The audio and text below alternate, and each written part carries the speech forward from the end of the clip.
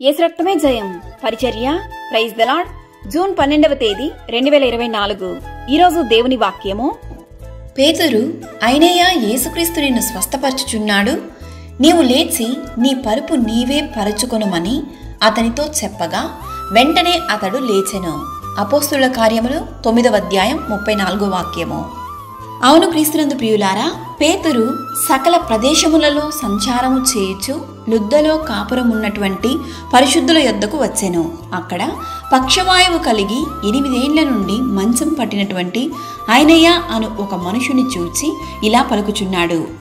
నిజమే, పేతురు దేవుని యొక్క వాక్యము, దేవుని యొక్క శక్తి చేత నింపబడిన వానిగా, పరిశుద్ధాత్మ అభిషేకము చేత నింపబడినటువంటి పేతురు మాటకు ఇంత బలము దేవుడు ఇచ్చి ఉన్నాడు. మన నోటిలో చెప్పుచున్న మాటల ద్వారా దేవుడు గొప్ప కార్యములు చేయుచున్నాడు. అందుకే అయినయ్యను చూచి పేతురు అంటున్నటువంటి మాట, నీవు లేచి నీ పరుపునెత్తుకొని వెళ్ళమని అతనితో చెప్పగా వెంటనే అతడు లేచెను. అనేకులు అతన్ని చూచి రక్షింపబడిరి. జీవ మరణములు నాలుక వశము అని దేవుని వాక్యం సెలవిస్తుంది. కావున దేవునిలో ఉండి మనం మాట్లాడే ప్రతి మాట దేవుడు ఆశీర్వదించును. ప్రభు అయిన యేసుక్రీస్తు కృప మనందరికీ తోడయుండును గాక. ఆమేన్. God bless you.